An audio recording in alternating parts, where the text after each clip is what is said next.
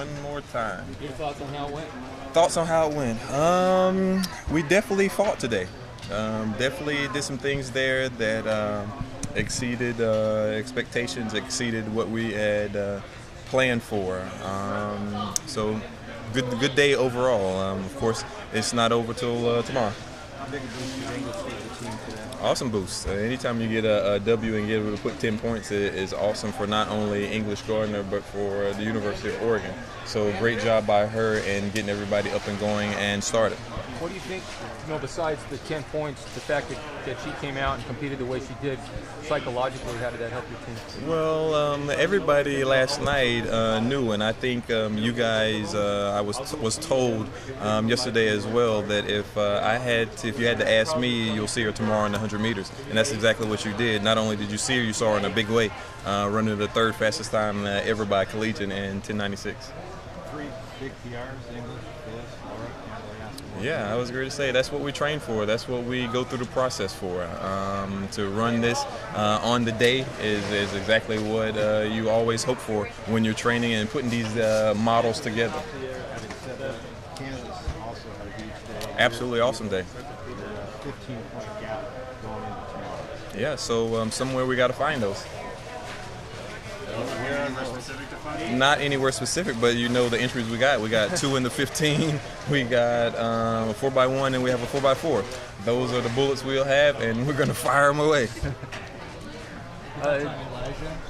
Huge job. Gutsy race there. Elijah's been a workhorse for us all year long, and to see him to finally get an outdoor title to match his indoor title is absolutely outstanding. Laura was a little hard on herself for not winning, but she ran a PR. And, that just shows you the competitor that Laura Racela is. She always talks about second is the first loser. So she never ever wants to be in that place. But couldn't ask anything more of her. She ran the race plan exactly how we talked about it and drew it up. And just to fall a little bit short, a little less than 3/4 of a second short, was good on her part. And anytime you get a PR, how can you hang your head on that? Yeah.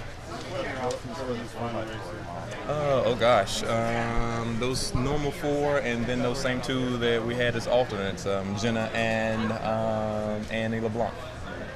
Wait till the race. Always.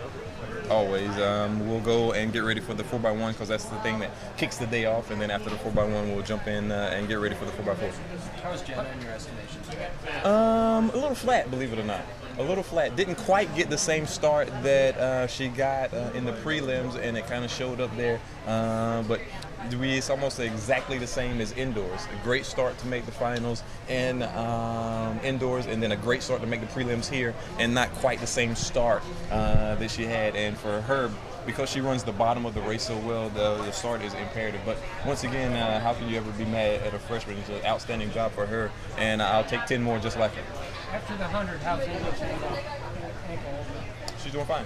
Matter of fact, the only problem right now is she can't pee and drug test it. Coach, when you score this out, what's an ideal day? What's kind of an average day when you're modeling and scoring this out for you? What kind of expectations do you have for tomorrow's points? To try to score as many points in the 15, to try to place as high in the 4x1, and then of course to try to place as high as well in the 4x4. Robert, you know that it has a fast track reputation, but is there something special about these past couple days in particular? I mean, college records being set in the prelim, school records, all sorts of Great question. I was thinking of this earlier, and I know there's always talk about Eugene hosting the NCAAs and the home field advantage and all that other stuff that people say. But I will say there's a lot more that goes into it than that home field advantage. And what better place to host a meet than Tracktown USA here in Eugene, Oregon, at the University of Oregon. Not only are the fans cheering for the Ducks, but they're cheering for everybody just as adamantly. And to have all of these records and all these season bests and all of these collegiate records, that couldn't be better testament to what Hayward Field brings. Awesome. Absolutely awesome. She executed almost to a T. I told her after the race when I seen her, there's probably another few tenths that we can get off of there. Did it surprise you given her injury situation? No, not at all. I was going to say I would never ever doubt English Gardner. She's been absolutely famous, and if I was you guys, I'd wait to watch tomorrow as well. Jordan Hasay's last race at Hayward, how did you feel about that? Awesome. A little anxious there at the end. We should have just been a little more patient there with the wind on the backstretch. But who could ever say anything bad about Jordan Hasay? She's absolutely phenomenal for here in our program. The most decorated distance runner to ever come through Oregon. That's probably saying a mouthful compared to where we are and what we're about. When you look at what you accomplished here on the women's side, you're going to be pretty happy. Yeah, I'm pretty happy. I think we still got some battles to fight. It's not over yet.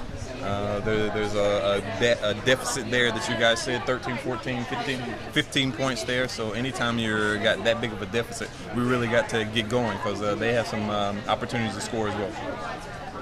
What's it been for you personally these past 6 or so months? Up and down, roller coaster. Some highs and lows, just like the championship performance there. But for the most part, I'm enjoying it. What do you find out about yourself as you're coaching the whole team? Patience. Patience. It's not so much the whole team. It's more so this type of stuff that was never ever done to this magnitude. Of course, you've done some interviews or have done interviews like this before, but never ever this many. Like I probably in the 50s or 60s. I was talking to Lewis Johnson for ESPN earlier today before the competition started, and he was asking me some background information on English, and he asked a similar question to you, and I was like, this stuff is the one thing that sticks out as far as all the outside stuff. The team stuff, that's never an issue.